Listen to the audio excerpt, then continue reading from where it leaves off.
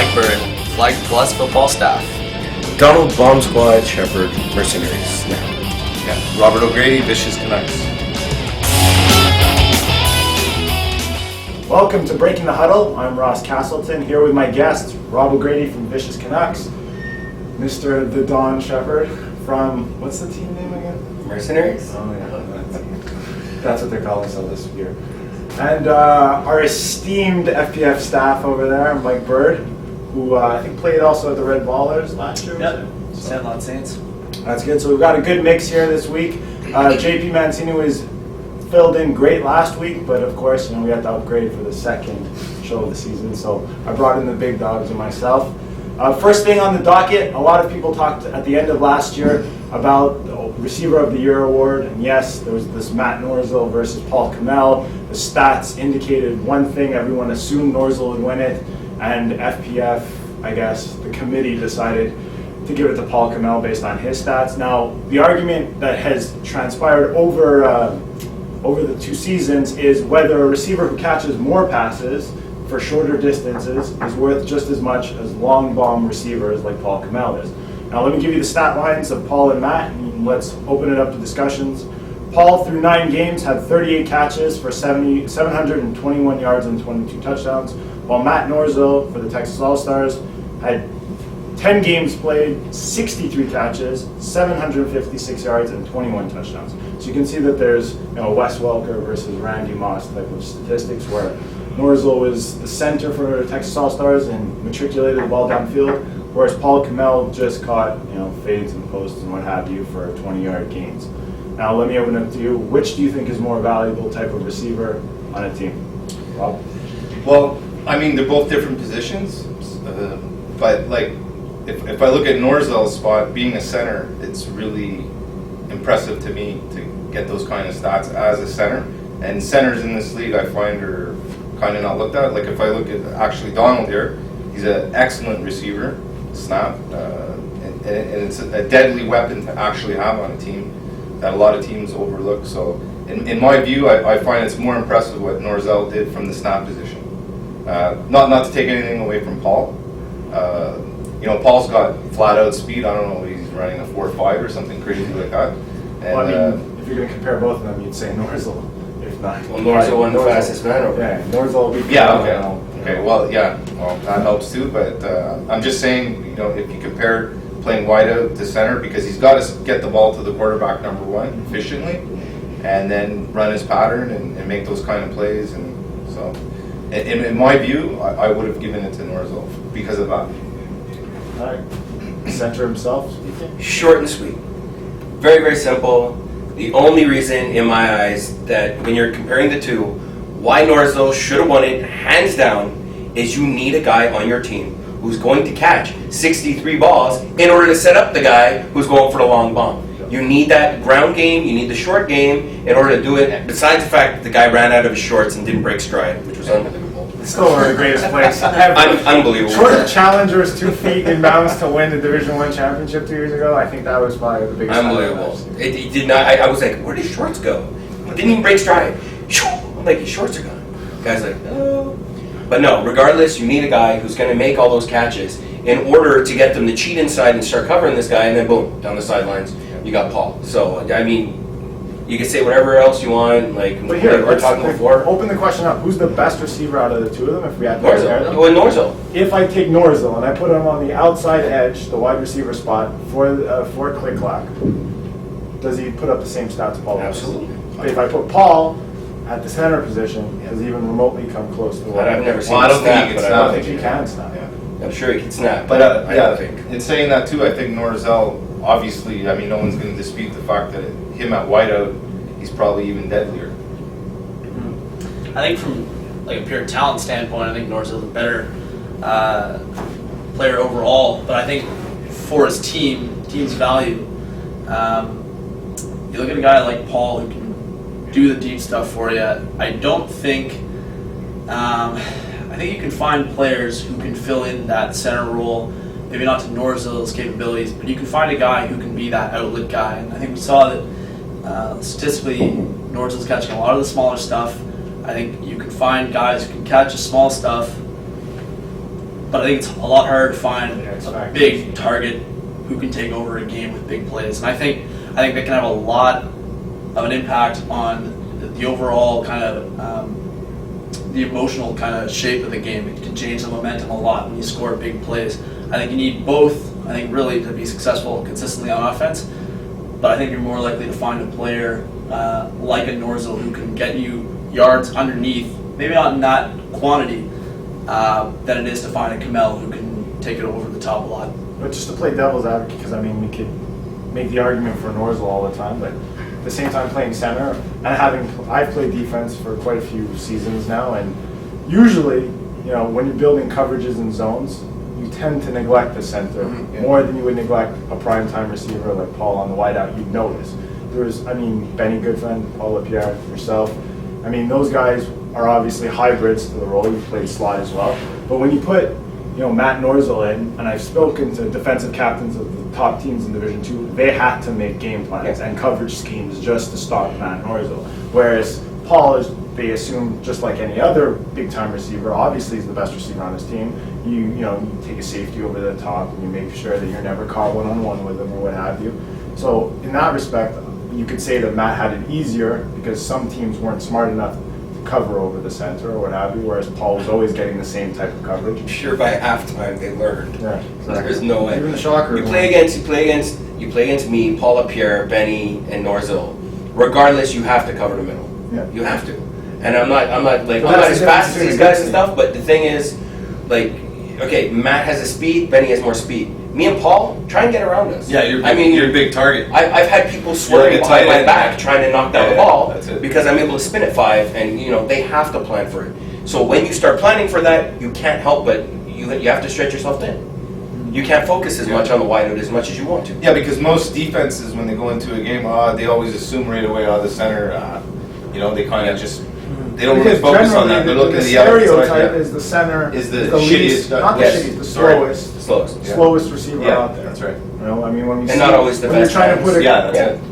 Because most teams, to be honest, it's hard to find a center. You look at most teams, like our Hitman team is ridiculously stacked with center, but most teams don't. It's really, really hard to find a center. Yeah. One who has solid hands, two who can run good routes, and And snap three who ball can too. snap Yeah, perfectly. exactly. So most of the time they'll settle for one, and usually it's always the guy who can get the ball there in the best fashion.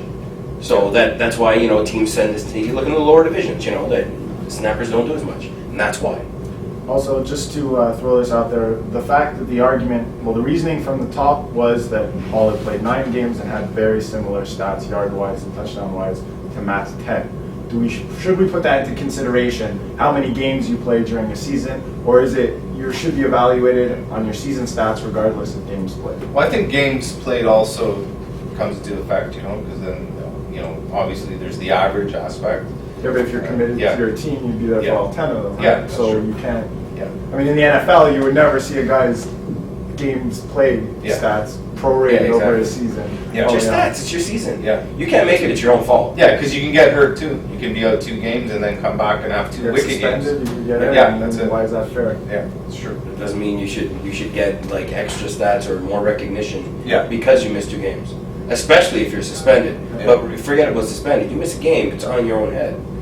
If you're really that worried about stats, then Yeah. make sure you're there. As all far day. as I can Most always of the people argue aren't that that worried. the hardest teams coming up on my schedule, statistically, I'm doing amazing. I'm not saying I would do this. And I look at it and say, I'm going to take a hit in my stats. I'm going to win receiver of the year. Because to some people whose Yeah. seasons aren't going as well as they hope, getting an individual award is just as good for them as Winning, the yeah. actual championship, which I think is nuts. Yeah, it's great. But for some kids with ego issues, that's all they want. So let's just wrap it up. If you had to pick between Paul and Matt last year, who would it have been? I'll start with Mike. I would probably take Paul after saying what I said. That you can probably find someone who can fill not completely Matt's shoes, but you can find somebody that you can plug in and still get the same kind of or a similar role filled by a guy who's not quite as athletically gifted as Matt. That's what I like about him. He's a company guy. You can tell who's FPF staff ranks here. Done? Matty! Done. Next. Yeah, like I said, Matt, that's who I would take. And nothing against Paul. Paul's an excellent receiver, but considering playing center and what he produced, I'd have to go with that. Okay. As for my opinion, it really doesn't matter at this juncture. And you can tell who works for Flag Plus Football if you follow the company line right here. Well, I'm not saying anything. You've got the bookends right here. I already wrote it in my article last week. Yeah, just around. The next topic I want to bring forth is this actually occurred. This actually happened to me, and I wanted to get the general public's opinion of what happened. Obviously, people know that in my FTMP Black Shirts game a couple of weeks ago, the game was on the line, the ball was in the air. I was the safety. There was 2 guys in the end zone, and I covered Anthony Botso instead of Ryan Phillips, and the ball went to Ryan Phillips, and I beelined it across the field and pushed him quite agitatedly so that he would drop So it wasn't the ball. a hit; it was a push. Okay, definitely okay, push. Okay. And obviously, they gave them the penalty. I got kicked off for 3 plays. There was only 2 plays left to begin with, and we won the game because we stopped them on the next play with an interception. Now, I got suspended for doing such a thing. Refs and people with integrity such as Leo criticized me constantly that I should have used my best interest in sportsmanship and put forth the fact that I let him catch it because I shouldn't want to try to injure anyone, even if it is for 1 game. I should have just accepted the fact that I was beat. I feel that is it the right play to do, first of all? Secondly, should we change the rule?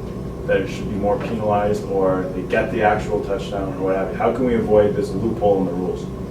Well, I mean, in your circumstance, how long were you suspended for? 1 game. 1 game. Okay. Well, I mean, if he wasn't hurt and there wasn't any danger, I think 1 game's fine. But let's say if you run into the guy and take his head off and the guy is out injured, then I would give like a 3 Just as game. long as he's injured, I suspend the guy personally. Yeah. So I mean, I don't.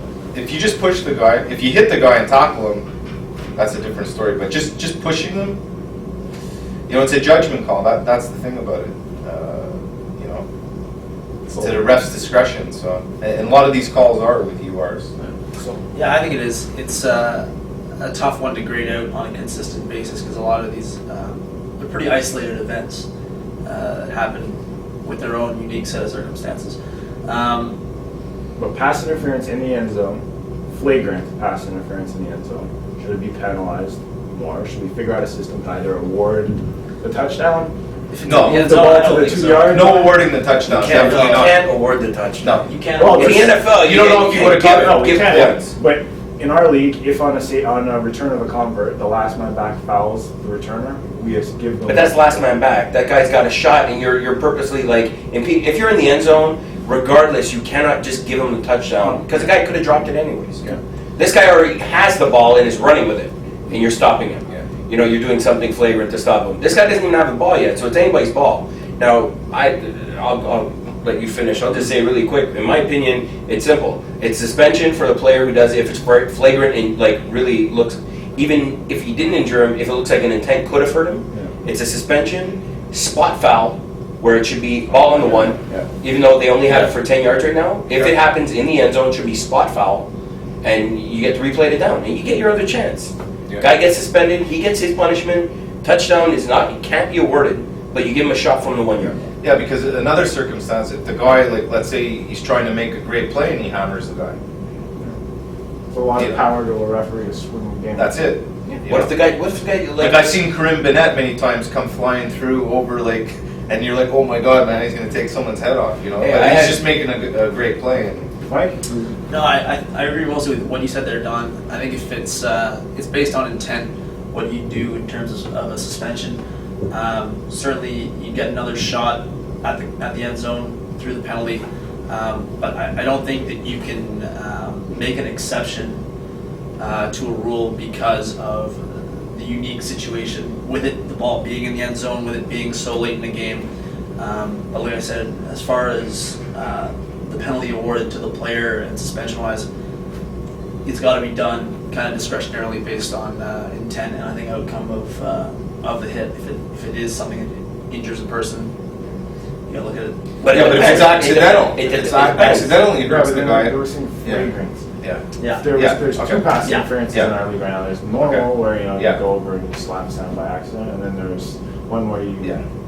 In our Well, game yeah, Jack, against Tony Tibet in the winter session, they threw me a Hail Mary with 2 plays left.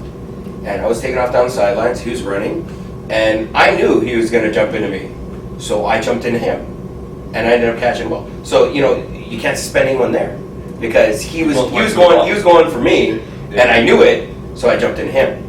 So it's got to be, it's going to have to be reviewed for our wonderful committee that is newly appointed. I was actually meeting right after this show. There you go, perfect. So they can review the play. I'm sure somebody would have witnessed it. Talk to the people around, find out if it looked really flagrant or whatnot. Look at it like that. But like I said, spot foul, regardless of what time it is in the game. If you see it's purposely done, and I know we're leaving it a bit in the ref's discretion with stars and which I hate to do. Yeah, well, but still, if you're like you can tell if it's like really flagrant. You're just stopping the guy from catching the ball by any means. It didn't help on my part for announcing it to my whole all my safeties. Do not let whatever happen. This guy catches football. Yeah.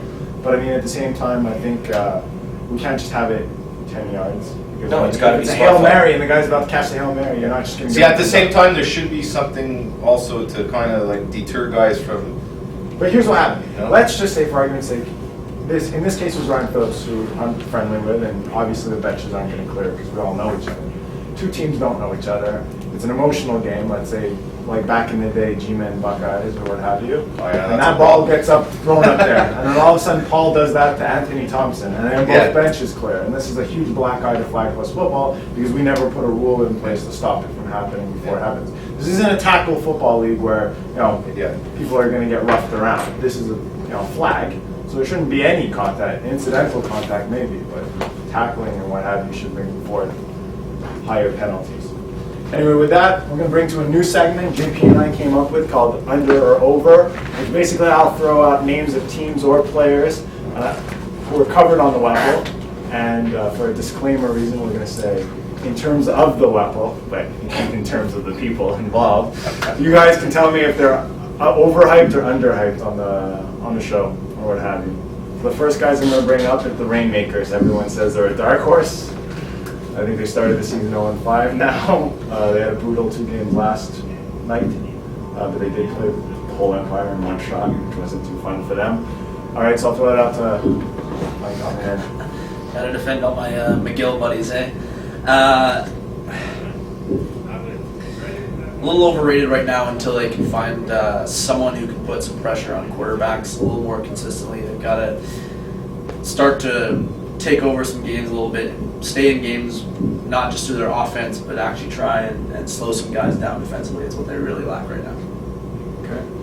I'm going to say they're exactly what we've been saying. They played the good fellas right down to the wire. They're a Jekyll and Hyde team. Yeah. They played us last night at 52-51. Where's the defense? Yeah. Okay, we're not. I saw Carmine rushing. Okay. Yeah, we're not gonna talk about that. We're just gonna talk about the fact that I feel they're a good team. They haven't been able to win it at the end. So I don't think they're over or underhyped. I think they have a legitimate. From what people have said now, in hindsight, it's easy to say they're overrated because they're 0-5. But if you watch the games they play really tough teams. Yeah, but it's coming down to the wire where they're not going to make the playoffs. There'll be that one team left out of the playoffs. I mean, now you can say overrated, but from what you were saying, I mean, I watched. I thought they're exactly what they are. Because I mean, a ball goes the other way, and these guys could easily be. They're always one play away from which winning is sad. again. Yeah. They still haven't learned how to play defense. Although they went for the tie and not for the win. No, we saw it. Even certain people in flag plus football's upper management chamber criticized that decision. Yeah. I mean, obviously, offensively they're a powerhouse, but defensively they still play, I think, like a tackle team. Yeah. That's kind of what I see. And maybe they rely too much on their athleticism, and it's not always working out for them. Well, I mean, Carm asked flat out one of the players, "What defense you guys play?" And he goes, "We're not sure." So I would have turned around and said, "What defense are you playing?" Yeah. No. Well, 52-51. You're in no position to question anything. Not saying anything. I didn't question anything. I was throwing out a quote. I'm not talking about it. Yeah. Well, see, that game comes back to the thing I brought up last time was that in the higher division should be a 5-yard rush, not 7. Quarterbacks are just too good. Next one up, Gianni Settino, quarterback of the G-Men. Overrated, underrated? I'll start with Mr. O'Grady. Actually, I haven't seen much of him. He's got the G-Men off to a 3-1 start. Yeah, I mean, I saw him maybe about 4 or 5 plays. He looked okay to me. The G-Men are the G-Men. It's kind of starts the recruit. Yeah, he's got a great supporting cast, so they seem to be doing really, really good. He didn't do so well with his last summer where he was guaranteeing wins, make a name for himself. What team was he quarterback last year in the winter? Because I saw winter? that. Wasn't he in a Div 1 team at one time? No? Okay. I'm thinking of Joey another Harrington player. stays in Division 3. Yeah, another player that they had was a Div 1 QB at one time on the G-Men. I say overrated. He's done nothing. No, I'm just saying he's got a phenomenal cast of players, and they still met. Who'd they lose to? Well, He wasn't there in all defense. He was flying in from England. Didn't make his day. Made a couple calls to British Airways. They stopped that plane. Who was the QB? John Young. Oh, It's not exactly. yeah, he's got a very good quarterback as well. I'm going to say Gianni, another McGill guy. You're throwing them under the bus. He walked on with us this January at McGill, and he's going to come into camp in a couple of months and work with our quarterbacks. A little underrated, I think, because of the fact he walked into a team, even though it's a good team, already had a lot of great players around him, he was still able to coordinate everybody and lead that group to the wins that they've got. And I know him personally. He's a guy, in a contact football sense, he's a great learner. He's a guy who's getting better. I think you're going to see him get better and better as the season goes on. He gets more used to playing with these guys. It could be tough to beat down the stretch. Okay. Next question. KGB champs. Overrated or underrated? I mean, we talk about them every year. They had 2 good seasons, I think, 8 seasons ago. They've been living off that rep ever since. They're in B, right? C now?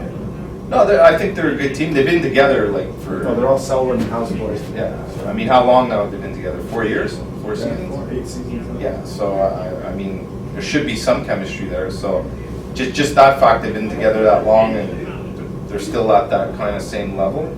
Maybe it's due to the quarterbacking. I think that team, if they had a really good quarterback, would go from here to there. That's my opinion from what I see of them. They just don't have a quarterback. I don't. Cutler can run, but he's not a real passing quarterback. He does a lot of like spaghetti stuff and that. Well, it's all at the end. Yeah, he's a Div 3 quarterback. That's what he is. Not to put him down, but Overrated, underrated. I'd say stagnant. yeah. That's sitting there. I mean, they're Living just, off the rep. that's it. Nothing changes. I mean, they don't move up. They don't. They're just Stay there. They're there. Just like dip. And then they don't win. So Dip. it's Yeah. consistency. It's QB. It's a QB issue. That's what I think. I don't know. I They'd be a totally different team if they had a better I quarterback. think it's their defense that destroys them. Yeah. I mean, Yeah. I saw them last year in Division 3.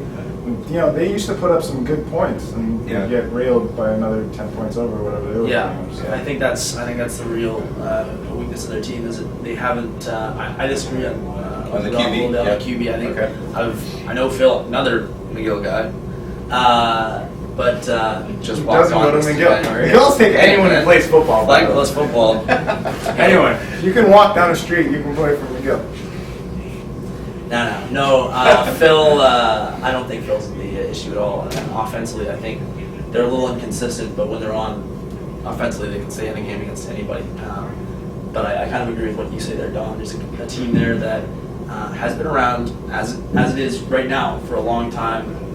They haven't seemed to have found it in them or found it outside of them to bring in that guy who can get them over That's the it. top. That's their problem. And I've spoken to them. Is they don't want to bring in anyone else. Yeah, they want to keep it want like to that. stay Yeah. the same guy. But maybe they like it But that way. no one's improving. Yeah. So I mean, you want to keep Red like I don't know what they're gonna. Maybe they don't practice. Maybe they don't just- work out. Maybe they I just don't know. love playing. Yeah, exactly. Maybe it's just buddies that get I together. mean, you can see as seasons go on, they get more and more frustrated. More and more guys stop showing up for games. Like Yeah. at the end of last season, I think they were only rolling with 6, getting subs. So I'll go into the next one. The Wyatt Bowl yesterday. Overhyped or underhyped by our truly Mo Khan? I'd say it was exactly what it was. It was a good game. I sat there and watched the whole thing. When the lights went off. Yes, and the lights. It was so powerful it knocked the lights out. That's it. There's so many stars on the field. Could have lit it up by itself, but it didn't. I didn't see the game, so I can't I only comment. saw a little bit. There's one person worthy of all this attention. My question. No. I mean, well, I mean, they actually, made you know the what? whole story Actually, I'm line going for to half the recant. I'm going to division. recant. Kevin Wyatt deserved that because if you look from where ONS was to where they are now, like they're very, very It's a different competitive. team. And they're night and day. 0-2 with them. They're- absolutely, they're 0-2 with them against Goodfellas and the Shockers with Fred Dupuis, not Keyshawn Johnson. So, you know, two very strong teams. You said it yourself that you got an excellent receiving core. So, I mean, you look at it, it's ridiculous. So, Yeah. Didn't see a lot of the game. I was sort of even on the field right next door, just as the lights were going out. I saw him. I don't know. Kevin's a great player, and Oh, he's an awesome quarterback. he's a great Never player. gonna There's be no that question way. about that. I don't know if one guy ever should get that much hype, but I don't know. it makes is what things it is. interesting. Yeah, we need storylines. in that, Exactly, yeah. it's going to be boring if you just sit And there getting and jilted 2 days nothing. before the beginning of the season. Absolutely, Thank that God was I found a great. franchise quarterback in time. And last but not least, I'll throw this out there. Overhyped or underhyped, Alex Porras, scorekeeper. And new Division B writer. Oh, You don't have to worry Well, I about think- Division B. yeah. You're not in Division B. No, I know. Not in Division B. I think he Wait, stepped that's it up smart. though with the megaphone. So He rarely uses it now. You know? He's a little shy with Yeah. it. you know? Well, because Carl Hold it tried out to steal it off him 3 times. Well, Not a so that's fan. one guy I would not give a megaphone to. Carl. No, you know, it's great. You know what? I think more scorekeepers should announce the score regularly, always, to make Yeah. sure you gotta know Yeah. where it Fight. stands. Yeah, throw that out there. Right Throw here, it out buddy. there. But okay, more scorekeepers should absolutely announce what the score is on a more consistent basis. Get 'em a instead of megaphone. yelling score check. Yeah. What? Are you kidding? Megaphone? I don't know if anybody was at the game yesterday. Glowworm was here. Did you guys see his outfit? Oh my God! What, You those and are that all- Finny look like Glowworm. You remember Glowworm Listen, with your pale ass arms and that glowing Twilight in the is in. Edward Cullen is like on every girl's post saying this guy sparkles, okay? So if I'm glowing, I'm on the same. I'm That's You my know, strategy. you're no Edward That's my Cullen. You're more like strategy. Glowworm. I'm I put my hand sorry. like this, Squeeze you and you light up. rooting once Face in the gets all cameras, red. I'm set. Yeah. I'm going for the Okay. Edward Cullen this season. No, I'd say Glowworm. I'm sticking with Glowworm. He was You definitely don't like our Glowworm. shocking alternate. Oh my God! I had to put my sunglasses on to watch the game.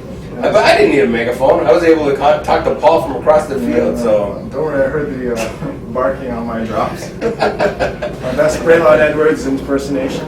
All right, now the 3 plays off where I'll ask my panel some questions and they can give me their honest opinions. First one, I'll start with Don. Goodfellas Mercenaries. Those are both your boys. Why'd you pick Mercenaries? it was a secret matter within the organization. You'll need a tray. Gino I Tatum. really, I was looking very forward to playing with Paul, but I told Gino I was with him, and Gino was the one who got me into this league and got me playing for him, as he does with so many people. So I felt my loyalties lied with Gino, and I talked to Paul about it, and Paul said, yeah, you gotta go with Gino. So, but as of winter, I don't know if we're gonna have the 2 division thing, but I will be playing with Paul with the winter team. I believe in Hope you do A. better than last year. Yes. The Boston playoffs. Yes. And you look bad on my ankles. Yes. Mike, you're not on a team at this present time. Why haven't you been playing with the Rainmakers or another one of your McGill associates? another one of my McGill associates. Well, I played also in Div 3 this winter with Sandlot and Kramer. Tim Kramer. There was nothing to, no business being down in division. It's on the Dodger list. We're still building that team for next winter. Our goal is to win that division before we advance, and we'd rather put the teams while being over. But his dad was on that team, so you got to give him Dad's one a play with his contributor. dad. Why am I not? Well, with him, Tim's working now up in northern part of Quebec. He's at an Aboriginal sports promotion and awareness camp. So our Sandlot Saints did not carry on with the summer season. As far as the Red Ballers go, kind of putting them on hold right now. I just want to see. We never really were a summer team.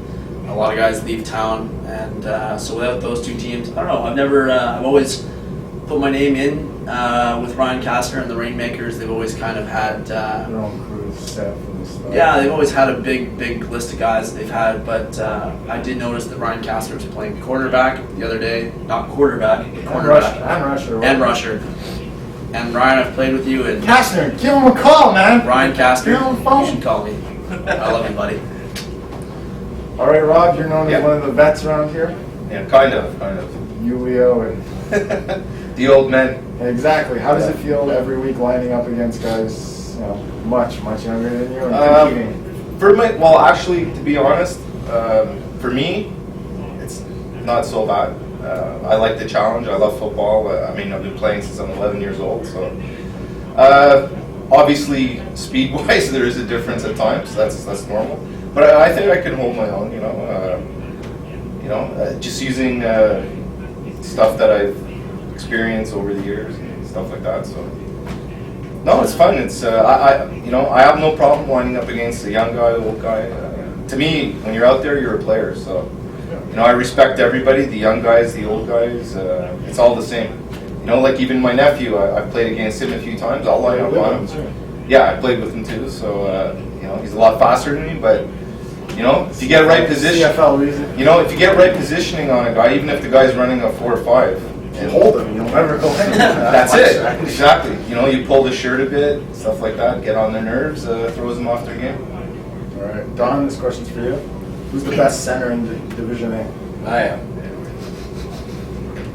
Okay. Is there any point in thinking okay, I'm just besides the fact that it sounds a little cocky, but wait, regardless, hold on. He's probably the purest Regardless- center right now in Division A. And you're known as a center. Yeah. Let's look at the other teams. There's also Paul Pierre. He's pretty good too. But here's what I'm going to say. I'm going to say, in my defense, I know we it have to play sounds. this weekend. I know, all of us. Air this on Sunday night. What about Karim? Is he playing center? Karim center. He's pretty good too. Oh, I can't snap like me, though. Yeah. I'm sorry. In terms of an all-round center position, Yeah, okay. I think I'm the best. But in my defense, They're so it sounds, Castner. because I know it sounds really cocky, it's, to be honest, there's no point in thinking any other way. There's no point in thinking there's someone better out there. What's it going to benefit me at all to think I'm going up against someone who's a better center than I am? It doesn't benefit me at all. I have confidence in my hands. I know I can snap the ball exactly where anybody wants it. So, in my eyes, I'm the best center in Good to know. Division A. Mike, question for you. What is the best team that you've score kept so far this season and why? Okay, so I've basically covered all the Division 3 Div C games, and I know they lost a tough game this past week. Brocasian against Brocasio. No. I was trying to keep it that way, putting a little French touch on it, and they shut me down. They're as You English lost as the they get. mysterious men of... Yeah, they did. They Sure, lost. brothers. I thought that was probably the closest game that I've scored kept all year. I think those are two really great teams. Brocasian lost the game by 4. It was close. It was back and forth. They were up by 14 to start the game. Lost it after the lights went back on Against you? against mysterious and magical men of terror. I have a hard time with that one too. But long town game. monkey police. in Brocasian's defense, they were missing the 2 older Sarantola brothers from their team, who I think are 2 very key components of that group. Christian's their quarterback. I can't remember the younger brother's name, who's their backup quarterback and also one of their receivers. They're very, very, very good with both of those guys. They're very good with other guys they have. They actually had the 3rd Sarantola brother, who doesn't actually play regularly with their team, quarterback the team. I think a total rookie to Flight Plus football, and they still played against a really good team in Mysterious. Lost closely, only by 4. 24-20. 24-20, I think it was. I think down the stretch, they have their full roster. They'll be tough. Really tough to beat. Rob, this question's for you. Yep. How did VC come about? VC came about, me and Leo actually were trying to put kind of another version of Rage to get Serge to come back. But Serge bought a house, he's super busy, so that didn't pan out. I would have been on my division dodging list for sure if Surge was in Division C. top-notch Division II quarterback. Yeah, but you got to understand there's a lot of history. We go back a long way playing together, so it's buddies, you know. Well, yeah, actually we could have. That, you know, maybe that would have been the scenario. I don't know. Depending on the roster, we would have, you know, guys we would have picked up. But you know, it's a recruiting thing too. Like when I spoke with Leo about it, we tried to get a few different guys. Some guys couldn't. They were committed. They were already on other teams. And then with the limitations, obviously, we couldn't get higher division guys. So we said, we'll go see. And finally, we got Tom to come on board. And he's been kind of off for 2 years. So he's kind of in a rebuilding. You can leave off Division II in the best foot. Yeah, he's struggling at times, but you know. But he's the best referee ever. Yeah. Throw that out there. No, but he's watching. You know what the thing about him is that he's got a lot of potential. He's super smart. And I think if he just changes a few little things in his approach to quarterbacking, he could be totally a different guy. And he's not far off. It's just a few little mechanical things. And You got to work on mobility too. I know he has a knee problem. Yeah. Got back from that surgery. So. yeah, I think it's more he's got to start looking off receivers instead of telegraphing. That's his biggest problem right now. And you know, he's starting to do it a bit more, and he's getting some success with it. So we had our first win finally this weekend. It was a little bit painful with the refereeing, and you know, we were frustrated at some of the calls, but we still stuck through it, and that's it. All right, I'll make this quick because we're running out of time. So one quick question. Question for Don. If it ends up Goodfellas Mercenary Final, do you guys implode? What happens? We will all still be friends at the end of the day, no matter what We'll happens. just call it a tie and we just share the trophy. No, that definitely won't happen. Paul's gonna man up on Are you a ball kidding? game, and he's gonna shut you down. Who's gonna get? That would never happen. Mercenary. That would never happen. But I'm not saying Paul can't cover. He says it's a See you on disadvantage. Nathan Right? Taylor. Yeah. See me what? Maybe like sitting on him on the sidelines, not anything else. No, they'll definitely want to beat Carm. They're already pumped for a Week 7 game. I didn't even know when the game was. They told me. Week 7, baby, Week 7. I'm like, what? Oh, okay. Yeah, so It's gonna be a good game. It'll, sure. regardless, it'll be a lot of fun. Worst question you've ever got asked as a scorekeeper? Or question that annoys you the most? I would say, can I check my stats? Is that bad? But it's gotta be, I don't know. It's way up there. On People that do it list. during the game, like. No, that hasn't happened yet. Although we're only 4 weeks in. How many catches did I have? How many yards was that? Or if someone asked for the score and I literally just said it like 2 seconds ago, or you scored, you're in the huddle, you're not sure if you're going for 1 or 2. I tell you the score. You score the 1 point, and then you ask me for the score. You couldn't just. Well, they didn't all go to McGill, okay? That's it. Well, they did. No, I'm just kidding. It seems like everybody goes to the hill. Apparently. 11 flag. And Rob, to end this 3 plays off, who's the most annoying person on Facebook to you? I think hands down. Well, he hasn't been around. Well, It's he's Julian. come out of his hiding lately. Yeah, he came out. He's doing the Yara midget thing, but you know, I hope it's all in good fun. You know, I wish Ira would stop putting those 3 little dots. Yeah, that's getting annoying too. So, Yeah, Julian could be annoying because he doesn't come up with anything new. because he doesn't do it, he's not even in the league this season. Well, even when he is, he just says dip, dip, dip. I mean, you can only carry that so far. He's got to come up with something fresh. That's true. But you know, overall, I write stuff too and joke around, and You just it's post just YouTube, all man. Yeah, YouTube. When I'm at work, I can't ever check what Yeah. you're even referring to. Anyway, that's it for everything here at Breaking the Huddle. Thanks to my guests for being here. We've been here now twice, and the rookie FBF staffer over there. Next week, JP will be here with a whole new slew of guests. If you have any questions, you can email him, not me, because I'm not doing next week. And that's it from here. Thanks a lot.